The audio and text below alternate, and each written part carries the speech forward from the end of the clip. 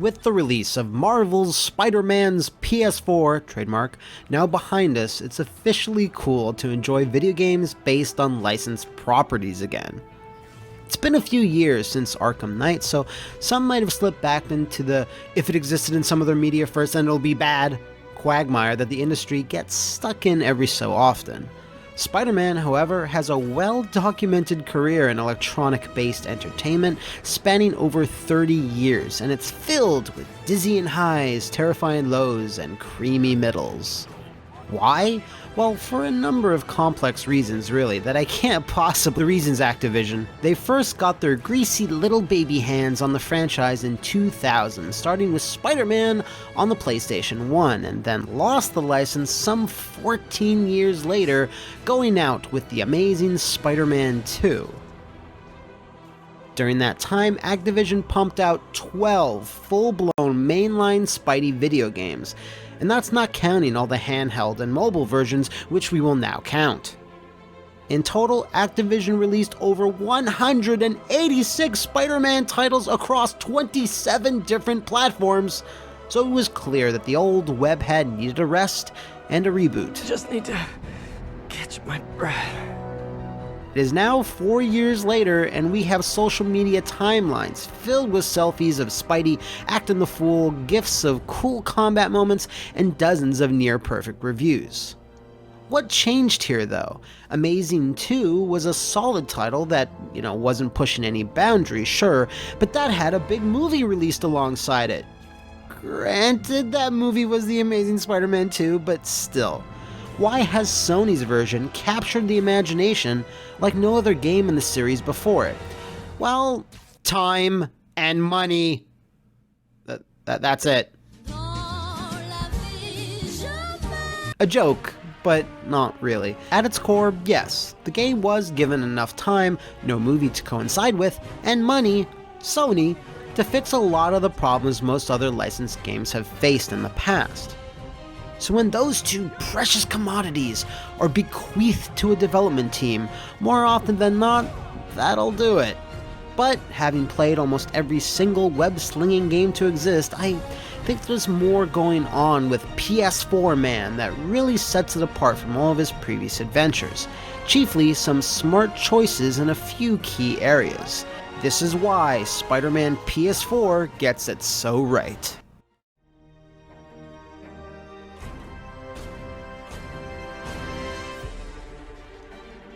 The first general area where I think the PS4 iteration succeeds is in the overall tone of the game. Prior releases like Web of Shadows presented very cartoonish, or at least, comic booky-like scenarios that were at war with the more dramatic material that was brought in later when the story demanded it. In Shadows, almost every single person/hero/villain gets venomized, predating the Venomverse by a number of years, and there's Venom sex sacks attached to buildings, and Venom becomes a kaiju. Just, you get the idea. These scenarios can work fine for comic books or animation, but in a photorealistic New York City with lots of lifelike characters, it just wouldn't work as smoothly, as the tone would constantly clash with the visual style. Thankfully, that's not the case in the new game, as it knows it needs to have the universe feel cohesive and consistent and based somewhere a bit closer to reality, and it nails this early on with the first big set piece against Wilson Fisk. Sure, Spidey makes his quips and keeps things from getting too DCU. After all these years, you're still just an ignorant child. True, but that's part of my charm, isn't it?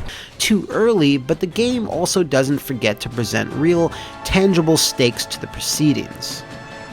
Gunfights in the streets, the NYC police force taking heavy fire, citizens injured, all culminating in a knockdown, drag-out brawl between Spidey and the Kingpin himself.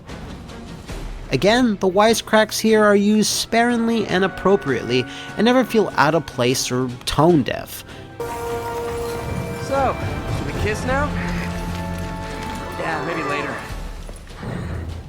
It's a subtle balancing act, one Web of Shadows navigated somewhat clumsily.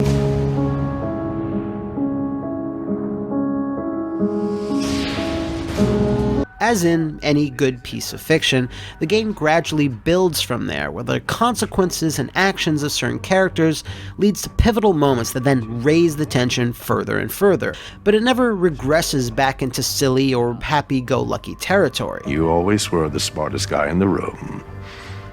You haven't changed a bit. While not getting too spoilery, the first major example of this is Mr. Negative's attack on a Norman Osborn rally. This is an extremely important scene as it finally hammers him down as a legit threat and cements him as one of the game's central villains.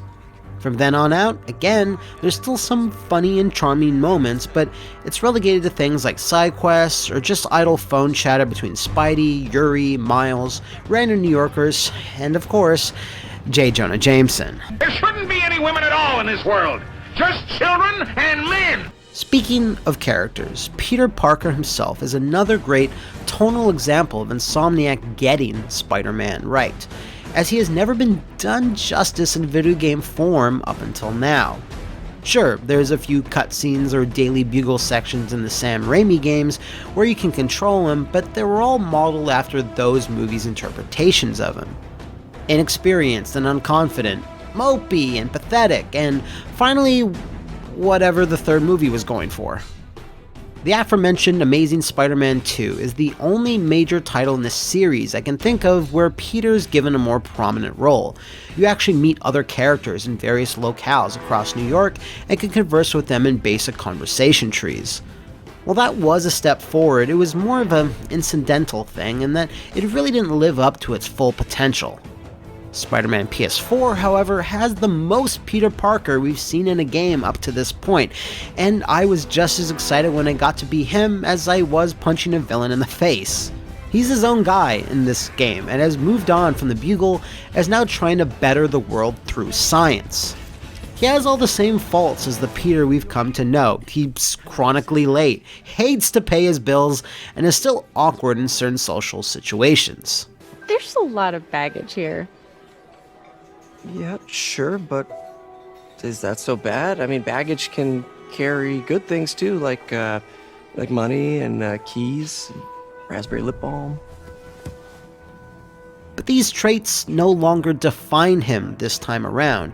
He speaks passionately about what he actually wants to do with his life, and isn't whiny or crying. It's just so refreshing.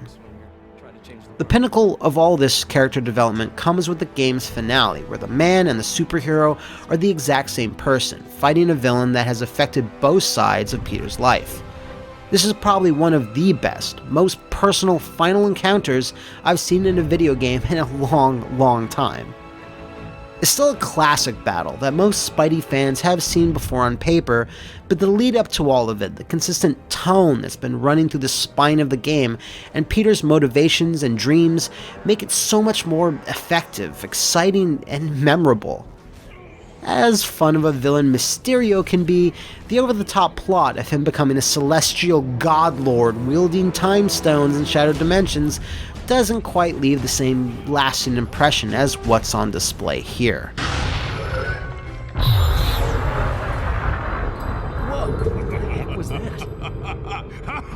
Along with tone, I did want to touch a bit more about the core story itself. It's incredibly strong as a piece of writing, but it's also doubly impressive when you realize it has to adhere to the rules and boundaries of an open-world action game. I can't imagine how hard this is to write overall, and I'll take the time to say it here. This has the best, most satisfying story of any open-world game I've personally played.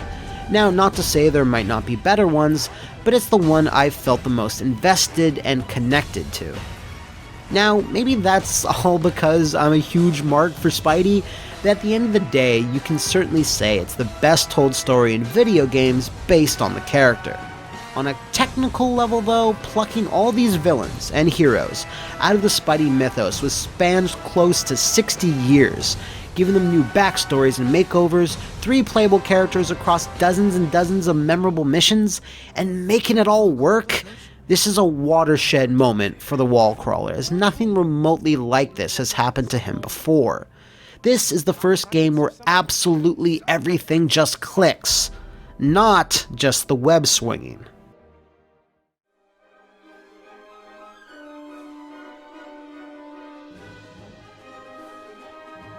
Now, speaking of spooting out webbing from your wrists, I'd be remiss to not talk about how Spider-Man's weapons, powers, and abilities are represented here. Honestly, there's not too much to say, as this is the perfect representation of his mobility, from his model anchoring and reacting to every kind of surface, the point launch, torpedoing through tunnels and pipes. It's an endless list. It just feels good, and it takes minutes to come to grips with, and it's satisfying as all hell. Jeez, I feel really bad for the person that made the funny animations of Spidey in the subway during fast travel. So few people will ever see them. I'll also take the opportunity right now to mention one thing about web swinging that's not quite perfect. No matter how much you level up your Spidey, his core web swinging speed never quite reaches the velocity that it did in Spider-Man 2. If you throw a bunch of point launches into your runs across New York, it helps mitigate this a good chunk, but it was something I was missing. Maybe the engine couldn't handle him tearing ass across the city at such ludicrous speeds? I don't know. Now, with all this mobility at his disposal, Spider-Ham needs interesting missions to swing to, which is something that has rarely ever happened in his previous video game outings. Fortunately, from the moment you gain control to the closing seconds of the game, you always have somewhere interesting to go, whether it be a story, side mission, or challenge. It's all so much to take in. Now, that's not to say all the side content is super compelling. Some of it is a little dry and repetitive, but that's kind of expected in an open world format. Not all of it's going to be gold. The real strength here is that even though you're relegated to one big city, fun and bombastic story missions are doled out at regular intervals. Just when you're getting familiar with a string of enjoyable but, ho-hum tasks, a big story event is perfectly placed to give you a boost with plenty of wow moments in the traditional Sony cinematic style that they've been specializing in for the last few years. Which is to say, throw tons of money at it! While it's feeling a bit samey by now with the conveyor belt of games like Uncharted, Horizon, and God of War, it's just really fun and kinda refreshing seeing it done in the sensational Spidey-like style. What's more is the variety of environments that these set pieces occur in. Kingpin's penthouse, the chase against Mr. Negative's helicopter, and of course the last few story missions in the game, which really kick it up to like an 11 or like a 15. Apparently the show's not over. It's pretty incredible how much mileage they get out of New York City, as you're always seeing a certain borough get its time to shine, or a unique story sequence that might not strictly be taking place in NYC at all. When you're designing levels and objectives in a linear fashion, like let's take Bayonetta 2 for example, you're always moving in a straight line through crazier and crazier environments. It's very easy to wow players each time, but when you have an open world game, your mission map looks like this. You gotta ping pong the player all over the place, but still want to keep their interest within the set environment. I never got bored looking at New York City, and even though I've visited in real life almost 6 or 7 times now, this New York feels more like New York than New York does. I hope I'm making sense here. One other aspect of mission design I wanted to touch on is that in previous open world Spider-Worlds, which are mainly all the film adaptations, they have had very clear divides in movie storyline and made-up video game filler. If you were playing for some reason Spider-Man 3, did you come across any levels or missions that were over the top and silly and really didn't fit the storyline at all? Well, that was obviously Treyarch's doing. Therefore, if you played a mission that was stiff and safe and kinda basic, then that's all the movie stuff. Spider-Man PS4, again, doesn't really have this issue as all the objectives were designed by the same group of people. Funnily enough, the Amazing Spider-Man 1 game doesn't really have this problem either, as it's a sequel to that movie and it picks up on remaining story threads, but, that game has shit web swinging, so fuck that. In terms of being a piece of Spider-Man media, I think the game has no real misfires, at least to me. Like I've previously said, this particular Spider-Verse feels so well thought out, cohesive, fun, dramatic, and lived in, and without hyperbole, it's my favorite Spidey-related anything of all time now. This includes any of the movies and comics that I've personally read, and again, that's not to say there's no incredible stories that can be culled from the decades of Spider-Man material. There's some absolute bangers like Kraven's Last Hunt or the Black Suit Saga that has no representation here, but hey, had to save something for a sequel. So, sequel time talk! Where do you go from here? I might need to dance around this subject a little bit, as I assume there's plenty of people who haven't seen the ending of the game, so let's steer clear of hardline spoilers. Obviously, increasing the size of New York City should be in the cards. There's still so many iconic areas that are not in the current game, like the Bronx, Brooklyn, Queens, Staten Island, etc. Now, I realize that's a lot of area to cover, but hopefully one of Peter's friends could help him shoulder all that responsibility. An underbaked feature from Amazing 2 that I mentioned before is those conversation trees, and I would like to see Insomniac implement something along these lines, or a unique form of it. Mary Jane has to do a lot of sleuthing in her sections of the game, and instead of basic, and let's be honest, not super interesting stealth sequences, MJ having to ask the right questions to the right people might be a better choice for her skill set for a sequel in the future. While I think side missions should never be more interesting than the main narrative, I do feel a few more elaborate ones that feature more characters from Spidey's world would be in order. Honestly, there's only 2 in this game that feature villains, while the rest revolve around helping other New Yorkers or some of Peter's friends. This rogues gallery rivals Batman's, but a good number of them are maybe, not as compelling to build full-blown Sony cinematic moments around. Have the Prowler in there and have him break into various NYC homesteads, with Spidey always in hot pursuit, track down Vermin who's running wild in the sewers, and please, for the love of God, let me prank and pester J. Jonah Jameson in-game. He hasn't properly appeared in a Spidey title since goddamn Spider-Man 3. Parker! That's the 3rd call I got about giant lizards running amok in Gramercy Park. Giant lizards! With all that being said, it's pretty evident that Insomniac can't keep making open-world superhero titles forever. Eventually, there's only so much that can be done and added to the soup. At that time, Spider-Man will need another break or palate cleanser, and in between both sets of open-world games, the Sam Raimi ones and the Amazing ones, Shattered Dimensions was that title. So I would like to see the talented team at Insomniac or another developer of their caliber go a little crazy in the future. A full-blown Spider-Man 2099 adventure?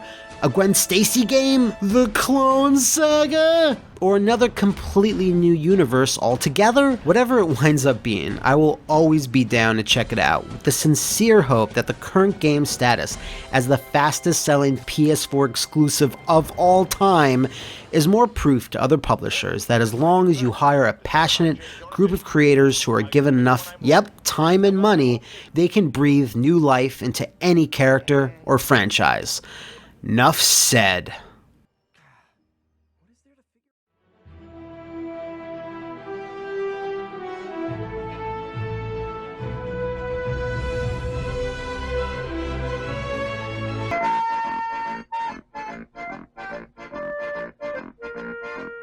Pizza time, pizza time, pizza time, pizza time, pizza time, pizza time.